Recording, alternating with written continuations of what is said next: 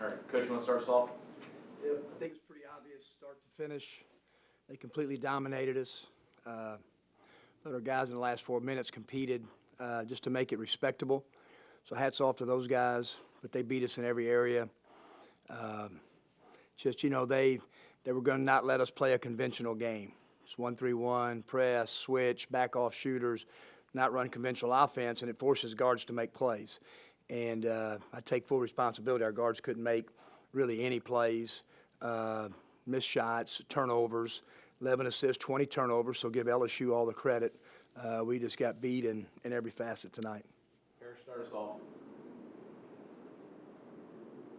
Go ahead, Parrish. Kermit, you mentioned the turnovers there. Was it more about LSU's defense, or were there things that you guys were just not doing to handle the ball? Yeah, Parrish, you give LSU credit. I mean, we played against 2-2-1 defense. I mean, Will Wade is running our 1-3-1, and they were better at it tonight than we were. And so we couldn't, like I said, we couldn't make plays. When they just double team you against really good players, they're playing well at that particular time, ball goes out, the double teams, boom, goes and makes plays. And so we couldn't do that. 2-2-1 press, we played against 2-2-1 all year long. Just give LSU credit. They just kind of out-physicaled us, outmanned us tonight. Good. Tyler? Coach, what was the adjustment process like for the team after you guys learned you'd be playing LSU instead of South Carolina?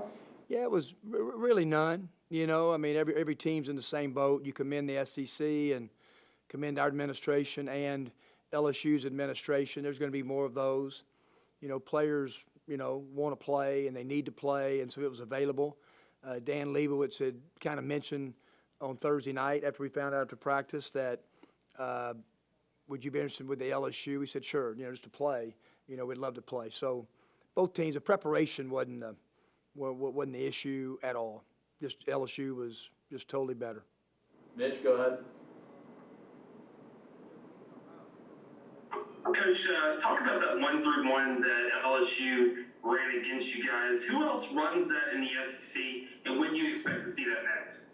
Well, it's what we've been doing for about 17 years, and so a lot of teams have copied and run what we run, and a lot of teams across the country are starting to run it, and so they ran it better than we did.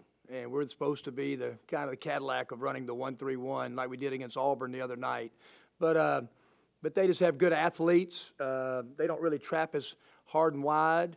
And, again, I thought we had balls at particular times in open spaces of the floor and open shots, and you just got to make shots. I mean, you just got to make shots against it, and we failed to do that.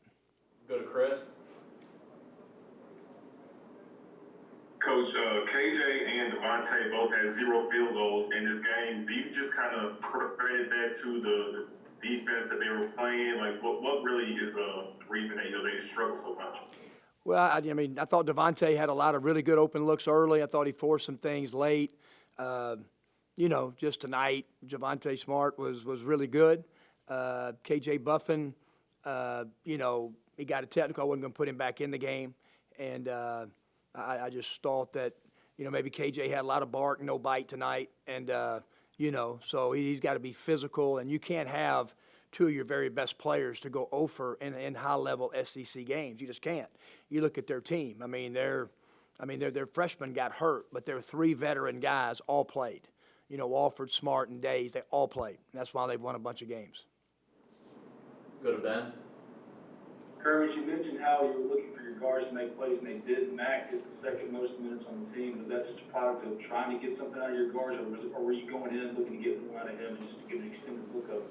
No, we've been giving him opportunities to start, and we love Matt's potential. We all know Matt can play better than he's playing. I thought he was a little bit better in the second half. We got to be able to make better, but it's just like early in the game, we're trying to get paint touches against the press. A lot of teams against their press have really gone right at them in the paint. We didn't do a very good job. KJ settled for a jumper. Then Matt, we're wide open. Matt settled for a 3. But we just never got into rhythm, against it. But it just kind of worked that way out. I didn't think Luis played particularly well, for Luis. And, so we'll just see. We'll get after it tomorrow. We'll go a couple times tomorrow, and like I said, I told them, we're just gonna, all positions will be open, and we'll see who starts at Florida based on the 2 days of practice. We'll go back to Mitch.